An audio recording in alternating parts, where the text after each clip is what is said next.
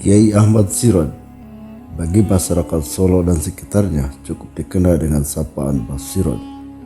Beliau selalu berpakaian khas dengan memakai ikat belangkon, berbaju putih, bersarung wulung, dan memakai gamparan tinggi walau sedang berpergian jauh. Tidak hanya kekhasan dan berpakaian, namun beliau dikenal juga sebagai seorang ulama yang arif, soleh, dan mempunyai karisma. Setiap ucapannya konon memiliki sejumlah makna atau sasmita. Bahkan di jajaran kota Solo, beliau dikenal sebagai seorang waliullah dengan beberapa karomah yang dimilikinya. Maka, berdasarkan kepribadian dan sikap hidup serta istiqomah beliau, banyak muridnya yang senantiasa menyelenggarakan haul untuk mengenang wafat beliau setiap tahunnya. Putra seorang waliullah, Kiai Ahmad Siraj merupakan putra Kiai Umar atau yang lebih dikenal dengan nama Imam Pura, salah seorang waliullah. Makam Kiai Imam Pura berada di Susukan, Kabupaten Semarang. Menurut sumber yang ada, Kiai Imam Pura ini bila ditarik lebih adalah memiliki garis keturunan dengan Sunan Hasan Munadi, salah seorang paman Raden Patah yang ditugaskan mengislamkan daerah lereng Gunung Merbabu sebelah utara, atau sekarang dikenal sebagai desa Nyatnyono. Kiai Ahmad Siraj mempunyai beberapa saudara, di antaranya adalah Kiai Khalil yang bermukim di Kauman, Solo, dan Kiai Juwaidi yang bertempat tinggal di Tenggaran, Kabupaten Semarang. Keduanya sudah almarhum. Semasa mudanya, Kiai Ahmad Siraj selalu takdim pada gurunya. Bila berjanji selalu ditepati, bila berkesanggupan pasti dijalani. Sejak kecil memang beliau telah kelihatan menonjol bila dibandingkan dengan teman-teman seusianya. Beliau bergaul dengan semua lapisan masyarakat tanpa membedakan suku, agama, ras maupun status sosial dan kelompok moral macam apapun. Dengan penjual bakso di Notosuman yang beragama Katolik dan seorang Tionghoa, beliau berhubungan baik dan saling berkunjung. Bahkan hingga kini setiap ada haulnya Kiai Ahmad Siraj, penjual bakso tersebut berkenan mengirim 3 kambing serta beberapa kuintal beras untuk menyukseskan acara haul tersebut. Dengan Romo Petrus Sugianto dijalin juga persahabatan. Kiai Ahmad Siraj sering diundang makan dan sering melakukan sholat di rumahnya. Begitupun Romo tersebut sering mengunjungi beliau. Kiai Ahmad Siraj tidak segan makan satu piring dengan santrinya atau orang yang menginginkan mendekati beliau. Bila mereka butuh uang, beliau tidak segan-segan membantunya. Sebaliknya, bila beliau meminta uang, bukan untuk diri pribadi, tapi untuk orang lain yang membutuhkannya. Ahli ibadah. Sewaktu masih muda, Kiai Ahmad Siraj berguru kepada beberapa ulama besar di pesantren Mangunsari yang berada di Nganjuk, Jawa Timur. Beliau menimba ilmu kepada Kiai Bahri di pesantren Tremas yang berlokasi di Pacitan, Jawa Timur. Beliau berguru kepada Kiai Haji Dimyati At-Tarmizi, dan di Semarang beliau berguru kepada Kiai Soleh Darat. Kiai Ahmad Siraj termasuk pengikut Thariqah Qadariyah Naqsabandiyah sebagaimana yang diamalkan oleh Syekh Abdul Qadir Jailani. Beliau terkenal sebagai abid atau ahli ibadah. Beliau senantiasa berjamaah sholat 5 waktu. Jarang sekali beliau sholat sendirian. Sholat sunnah rawatib, qobliyah, dan ba'diyah selalu dijalankan secara lengkap. Yang 4 rakaat dijalankan 4 rakaat. Sholat duha dilaksanakan oleh beliau secara kontinu sebanyak 8 rakaat meskipun sedang berada di rumah orang lain. Sedangkan antara maghrib dan sholat isya beliau melakukan sholat awabin. Doa yang banyak dipanjatkan oleh beliau adalah, "Ya Allah Tuhan kami, Engkaulah yang kami tuju dan ridhomu yang kami cari. Berilah kepada kami ridhomu dan kecintaan serta marifat-Mu." Silaturahmi termasuk ibadah yang beliau gemari dan rajin dilakukan. Beliau acap menerima tamu dari berbagai kalangan dan tamu-tamu itu dilayaninya dengan baik. Saat tengah malam tiba, beliau selalu bangun untuk menjalankan sholat tahajud atau qiyamul lail. Semasa hidup, beliau mendirikan pesantren di Jalan Honggo Wongso 57 Kelurahan Panularan, Kecamatan Laweyan, Kota Surakarta, Provinsi Jawa Tengah, di atas tanah seluas 200 meter persegi. Kitab yang diajarkan oleh beliau selain Al-Quran dan hadis adalah Sulamut Taufik, Safinatun Najah, Duratul Bahiyah, dan Fathul Qorib. Selain itu banyak pula ajaran beliau yang sifatnya hafalan. Memiliki karomah. Al-Maghfurullah Mbah Sirot memiliki beberapa karomah sebagai perwujudan kewaliannya. Yang dimaksud karomah di sini adalah kejadian yang luar biasa di luar kebiasaan. Yang timbul dari waliullah, kalau timbul dari nabi disebut mukjizat, sedangkan dari mukmin yang soleh dinamakan maunah. Beberapa karomah yang ada pada diri beliau dapat diutarakan antara lain kasyaf. Beliau mempunyai kemampuan melihat yang tidak diketahui oleh mata biasa atau kasyaf. Peristiwa ini terjadi saat tentara Belanda akan masuk kota Solo ketika aksi kolonial kedua atau dikenal sebagai Clash kedua pada tahun 1948. Satu seksi Laskar Hizbullah yang terdiri dari 50 orang berkumpul di Begalon, Panularan. Kiai Ahmad Sirot tiba-tiba datang mengadakan inspeksi. Seorang anggota Laskar Hizbullah bernama Hayun, 25 tahun, tiba-tiba didekati beliau lalu dipeluknya seraya berucap, "Ahlul Jannah, Ahlul Jannah." Tak lama kemudian datang tentara Belanda dengan sejumlah pasukan tank lewat Pasar Kembang ke arah selatan. Hayun maju dengan beraninya sendirian sambil membawa granat nanas, lalu dicabutnya dan melompat sambil melempar granat ke arah tank. Ketika tank meledak, terbakarlah tentara Belanda yang berada di dalam tank juga, termasuk Hayun. Si pelempar granat tersebut, menurut salah seorang saksi mata, Haji Abdullah Adnan, veteran pejuang RI, ex Laskar Hizbullah dan pasukan Lawa-Lawa di bawah komandan Letnan Patu Rujito yang kini tinggal di Yogyakarta, menuturkan bahwa tahulah kemudian Laskar Hizbullah teman-teman Hayun mengapa beberapa saat sebelum Mbah Sirot memeluknya sambil berucap, "Ahlul Jannah, Ahlul Jannah." Begitulah Hayun gugur sebagai syuhada patriot bangsa. Berulang kali berhaji. Secara lahiriah, Kiai Ahmad Sirot belum pernah menunaikan ibadah haji ke Mekah, tetapi banyak orang yang ke tanah suci Mekah bertemu beliau di sana. Kiai Haji Bulkin Juhdi, salah seorang murid pertama Kiai Ahmad Sirot yang bermukim di Ngalak, Gemolong, Sragen, menceritakan bahwa pada tahun 1937 dirinya menunaikan ibadah haji, berangkat dengan naik kapal laut bersama 1960 orang jamaah haji lainnya.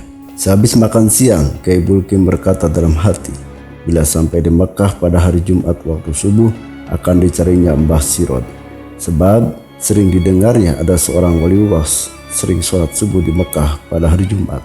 Sesaat kemudian tiba-tiba datanglah Kiai Ahmad Sirot menemuinya di kapal. Ditanyakan antara lain siapakah syekhnya di tanah suci nanti. Setelah berbincang sejenak, Kiai Ahmad Sirot tidak dilihatnya lagi.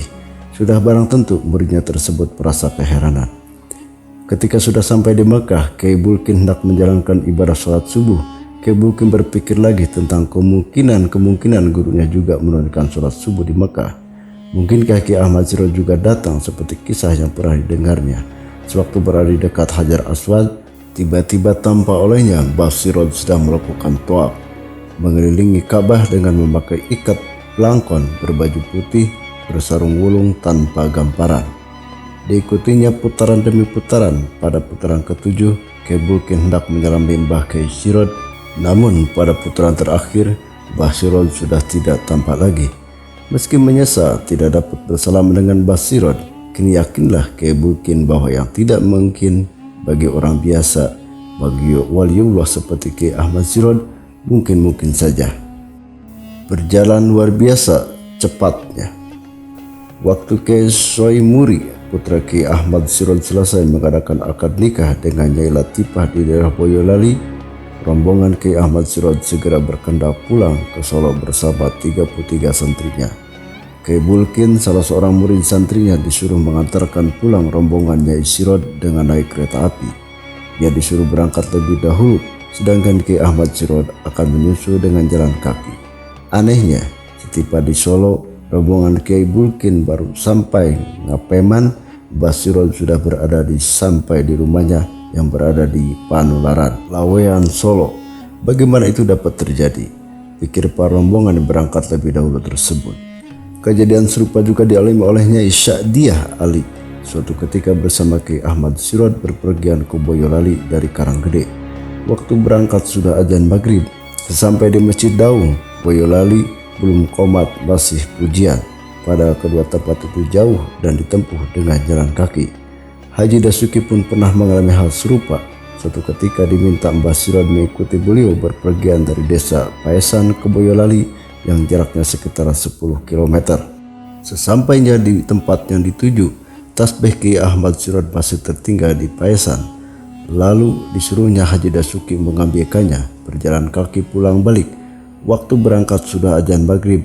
Anehnya, waktu kembali di Masjid Kokosan, Boyolali belum qomat maghrib.